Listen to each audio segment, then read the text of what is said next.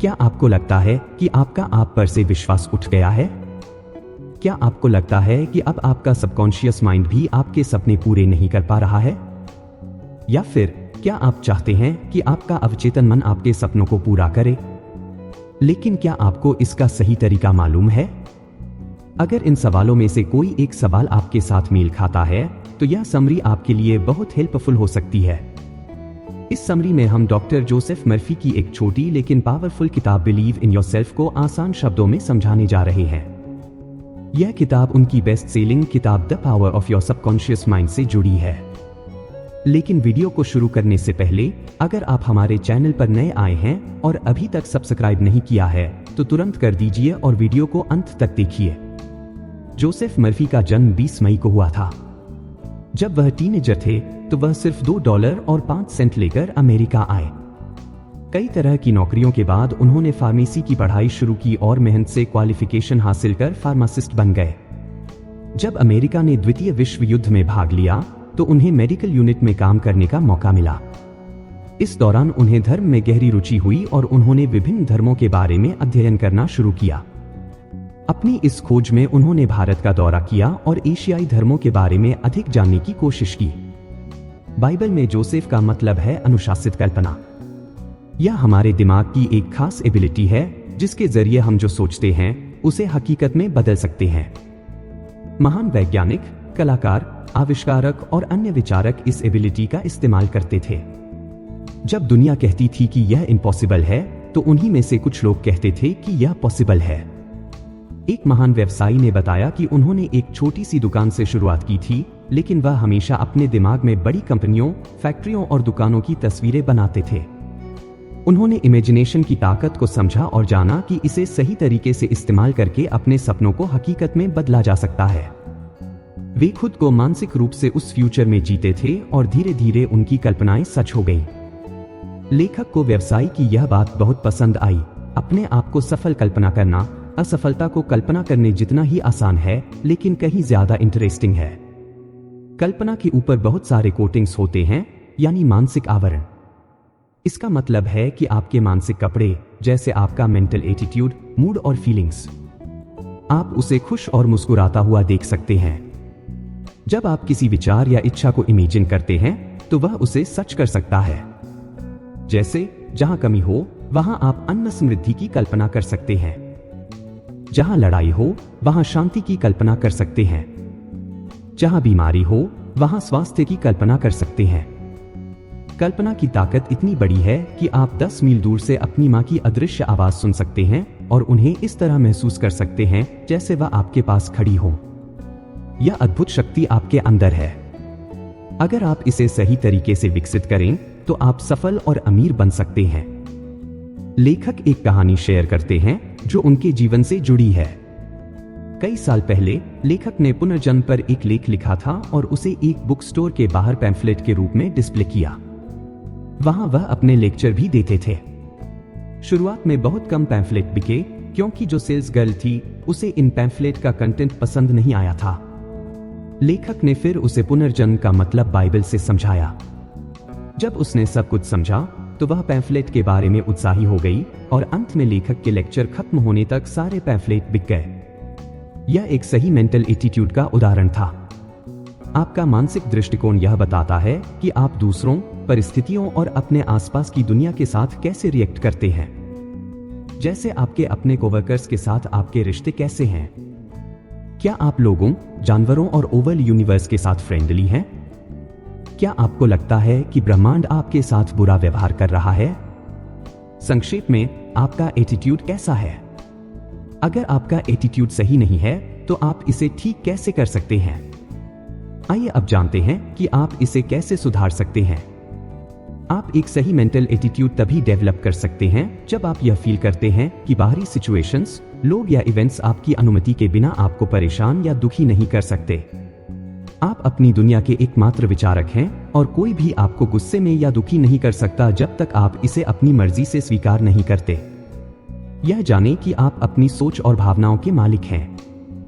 आपके विचारों के अनुसार ही आपके इमोशंस उत्पन्न होते हैं और आप अपने मानसिक ऑर्बिट में सर्वोच्च स्थान पर हैं।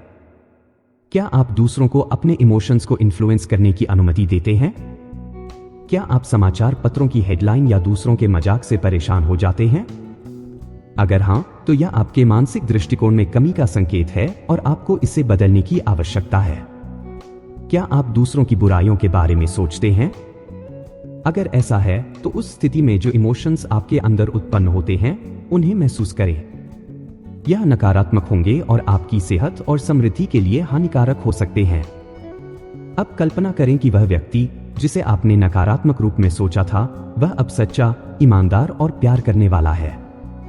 फिर देखिए कि उस विचार से आपके अंदर कौन से इमोशंस उत्पन्न होते हैं। क्या वह इमोशन सकारात्मक है? इसका मतलब यह है कि आप अपने मेंटल एटीट्यूड के मालिक हैं। असल में आपकी जीवन के प्रति एटीट्यूड इस बात से तय होती है कि आपका भगवान के प्रति नजरिया क्या है।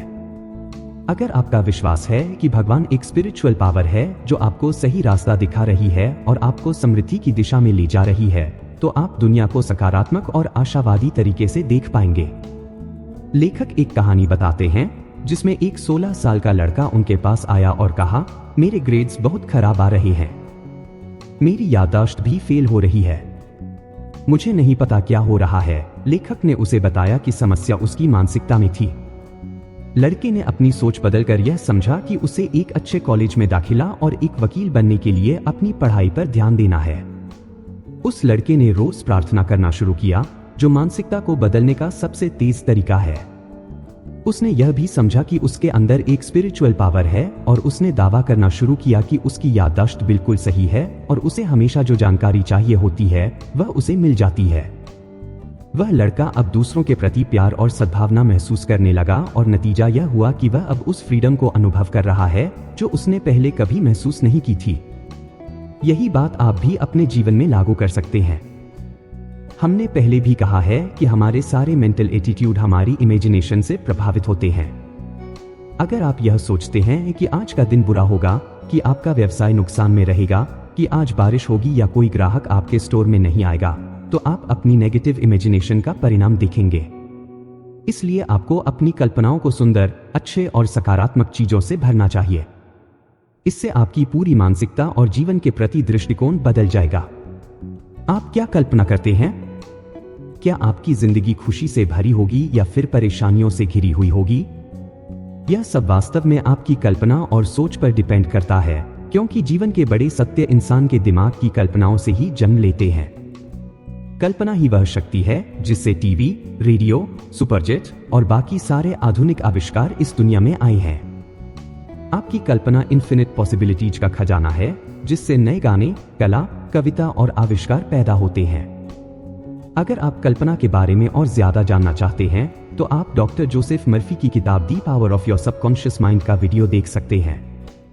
अब एक व्यापारी की बात करते हैं जिसका व्यवसाय ठीक चल रहा है, लेकिन अगर वह नकारात्मकता में फंसा रहता है, तो यह कल्पना के गलत इस्तेमाल का उदाहरण है। वह ऑफिस से घर लौटता है और अपने दिमाग में विफलता की एक फिल्म देखता है। वह अपने बैंक अकाउंट को खाली देखता है, अपने घर और व्यवसाय को बिगड़ते हुए देखता है। अगर वह हमेशा इस नकारात्मक चित्र में डूबा रहेगा, तो वह डेफिनेटली असफलता को अपनी ओर आकर्षित करेगा। उसके पास सफलता और असफलता दोनों का चुनाव है, लेकिन उसने असफलता को चुना। यही है कल्पना की ताकत। जो लोग अनावश्यक चिंताओं में उलझे रहते हैं, वह कभी भी कुछ अच्छा या सुंदर नहीं सोच सकते। वह हमेशा यही सोचते हैं कि कुछ बुरा या नष्ट करने वाला होने वाला है। ऐसे लोग कभी यह नहीं बता सकते कि क्यों कुछ अच्छा होना चाहिए, लेकिन उनके पास यह खतरनाक कारण होते हैं कि क्यों कुछ बुरा होना चाहिए। अब आप सोच सकते हैं कि ऐसा क्यों है। इसका कारण बहुत सिंपल है। यह लोग हैबिचुअली नेगेटिव होते हैं, यानी उनकी सोच ज्यादातर नकारात्मक और विनाशकारी होती है। जैसे जैसे वह नकारात्मक विचारों को अपनी आदत बनाते जाते हैं, वैसे वैसे वह अपने सबकॉन्शियस माइंड को भी नकारात्मक स्थिति में डालते जाते हैं। तो अब आपको तुरंत ही यह तय करना होगा कि आप रचनात्मक रूप से सोचना शुरू करेंगे। सोचने का मतलब होता है बोलना। आपके विचार ही आपके शब्द होते हैं। अपने शब्दों को शहद जैसा मीठा बनाइए, जो आपके कानों को भी प्यारे लगें और जो आपको उठाएं और प्रेरित करें। जब आप इस समय यह वीडियो देख रहे हैं, तो आपके भीतर जो इनर स्पीच चल रहा है, वह क्या है? क्या आप खुद से कह रहे हैं, मैं नहीं कर सकता, यह असंभव है, मेरे पास कोई मौका नहीं है, मेरे पास पैसा नहीं है? अगर ऐसा है तो आप देख सकते हैं कि आपके शब्द मीठे नहीं हैं। वह ना तो आपके कानों के लिए सुखद हैं, ना ही वह आपको प्रेरित करते हैं या ऊंचा उठाते हैं। तो अब समय आ गया है कि आप एक संकल्प लें और अपने आप से कहें, मैं आपसे सिर्फ उन्हीं सोच और विचारों को अपने दिमाग में जाने दूंगा जो मुझे प्रेरित करते हैं और मुझे शक्ति देते हैं। यह संकल्प ना सिर्फ आपके दिमाग को साफ करेगा, बल्कि यह आपकी पूरी सोच और मानसिक स्थिति को बदल देगा, जिससे आप अपने लक्ष्यों की ओर सकारात्मक तरीके से बढ़ेंगे। अब जानिए कि आप कैसे सकारात्मक तरीके से एक विचार या मानसिक छवि को अपने अवचेतन मन में ला सकते हैं।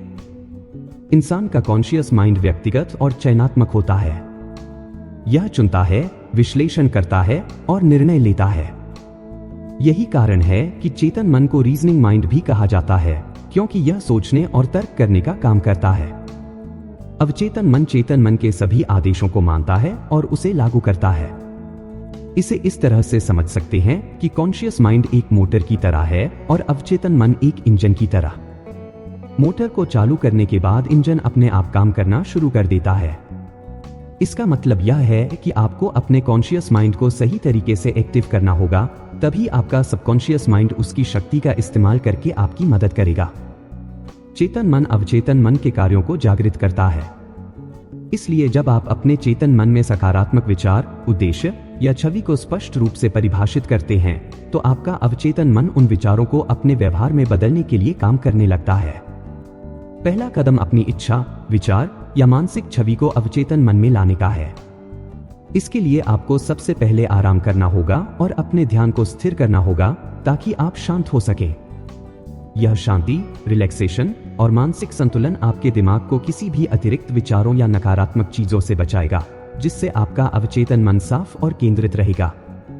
दूसरे कदम में आपको जिस भी चीज को आप चाहते हैं, उसकी रियलिटी को अपनी कल्पना में जीवित करना होता है। इसे समझने के लिए लेखक ने एक उदाहरण दिया है, जिसे आप अपनी मनचाही चीज को पाने के लिए इस्तेमाल कर सकते हैं। लेखक का उदाहरण इस प्रकार है। उन्हें अपना घर बेचना था, तो उन्होंने अपने बगीचे के सामने एक बोर्ड लगाया, जिस पर लिखा था, मालिक द्वारा बिक्री के लिए। अगले दिन सोने जाने से पहले उन्होंने खुद से पूछा, अगर मैंने अपना घर बेच दिया तो मैं क्या करूंगा? और फिर उन्होंने इसका जवाब खुद ही दिया, मैं इस बोर्ड को हटा दूंगा और इसे गैरेज में फेंक दूंगा। उन्होंने अपनी कल्पना में उस बोर्ड को उतारते हुए देखा और उसे गैरेज में फेंकते हुए महसूस किया। जब उन्होंने यह चित्र अपनी मानसिकता में पूरी तरह से देखा, तो उन्हें एक गहरी संतुष्टि महसूस हुई, और जो काम उन्होंने मानसिक रूप से किया था, वह बाहर वास्तविकता में हो गया। यही है अवचेतन मन की ताकत। जैसा आप अपने दिमाग में कल्पना करते हैं, वैसा ही बाहर की दुनिया में भी होता है। अगर किसी के ऊपर बैंक का कर्ज है और उसके पास उसे चुकाने के लिए पैसे नहीं हैं, तो अगर वह इस सिद्धांत को लागू करता है, तो उसका अवचेतन मन उसे पैसे देगा। यह महत्वपूर्ण है कि आप इस बारे में ना सोचें कि पैसे कहां से आएंगे या कैसे आएंगे। अवचेतन मन के पास उन तरीकों का ज्ञान है जिन्हें आप नहीं जानते।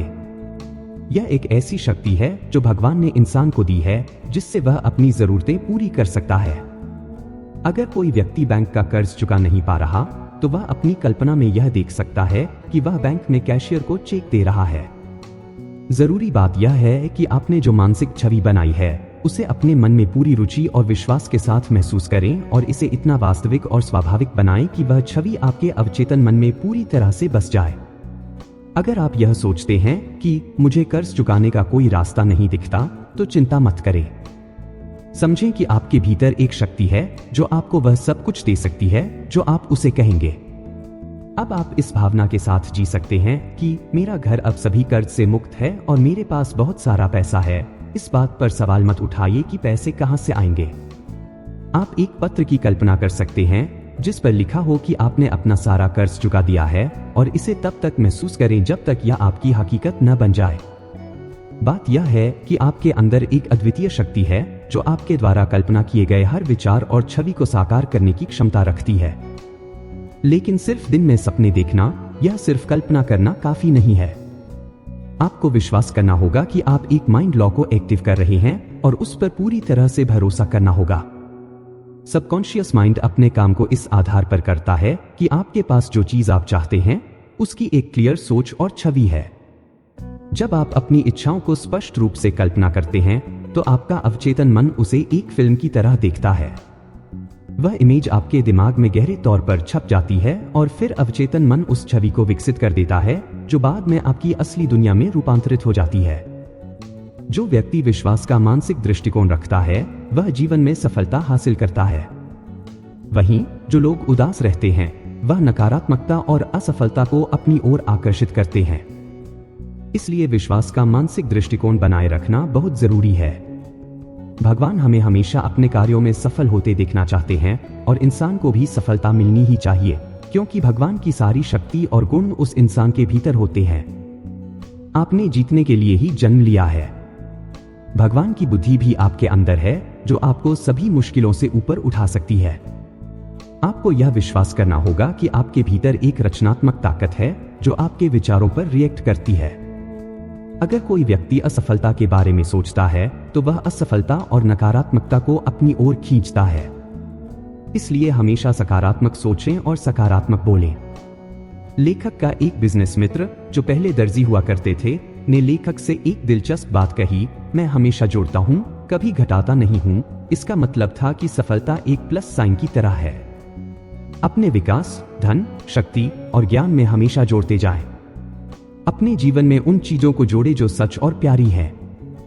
खुद को सफल रूप में इमेजिन करें। आपको सफल होना ही है। याद रखें, आप कभी भी बाहरी परिस्थितियों के गुलाम नहीं हैं। आप उन परिस्थितियों के मालिक हैं। अपने भीतर छुपी शक्तियों का इस्तेमाल करें और अपने विश्वास से उन्हें साकार करें। मुझे उम्मीद है आपको यह वीडियो जरूर पसंद आई होगी। अगर अभी तक आपने हमारे चैनल को सब्सक्राइब नहीं किया है तो तुरंत कर दीजिए। फिर मिलेंगे ऐसी ही वीडियोस में।